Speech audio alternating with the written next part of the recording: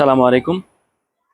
এর আগের ভিডিওতে আমি বলেছিলাম যে আপনি ইউকে স্টুডেন্ট ভিসা সাকসেসের জন্য কোন কোন এরিয়ার উপরে আপনি প্রিপারেশন নেবেন।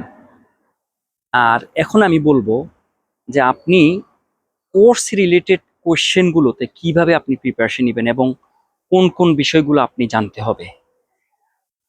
নাম্বার ওয়ান, যে কোর্স রিলেটেড কোয়েশ্চেনগুলো কি।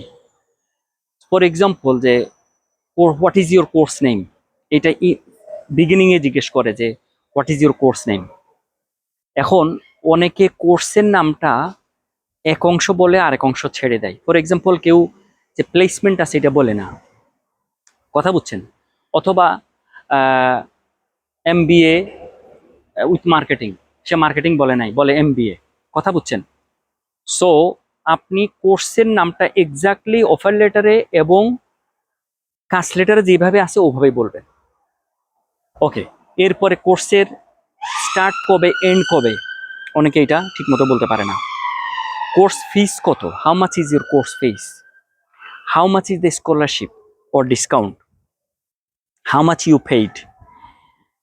অনেকে how much you paid এটাও ভুল করে। Properly you have to know how much you paid। Okay, এরপরে why do you want to study this course, how this course will help you, what is the relation between your previous course and this course, what is the relation between your career and this course, what is the relation between this course and your previous career। এই কোশ্চেনগুলো তারা আপনাকে জিজ্ঞেস করবে, ঠিক আছে। Plus অন্য follow up question করতে পারে আপনার based on what you said, তার ভিত্তিতে তারা কিছু ফলো আপ কোশ্চেন করতে পারে। এখন why do you want to study this course, এইটা one of the 7 star questions, এইটা ছাড়া আসলে কোনো ইন্টারভিউ হয় না। এখন অনেকে শুরুই করে well I choose this course because previously I studied this that. আপনি অনেক কথা বলতে পারবেন, but you have to know exactly what you should say. So first of all আমি একটা স্ট্রাকচার বলে দিই, আপনি ওভাবে বলবেন যে ফার্স্ট অফ অল যে I want to study this course according to my career goal and plan. So this is very important. যে কেউ যে কোর্স করে এটা তার ক্যারিয়ারের সাথে রিলেশন আছে।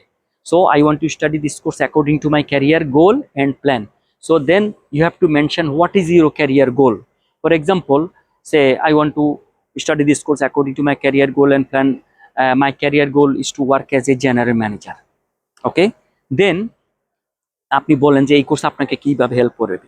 যে কোনো কোর্স একজন লার্নারকে কিভাবে হেল্প করে, first of all academic development. আপনি একাডেমিক ডেভেলপমেন্ট বলবেন, বলার সাথে সাথে আপনি বলবেন যে আপনি কি কি মডিউল লার্ন করবেন, সেখান থেকে আপনার কি কি গেইনিং হবে, নলেজ হবে, স্কিল হবে, সেটা আপনার কিভাবে ক্যারিয়ারে হেল্প করবে।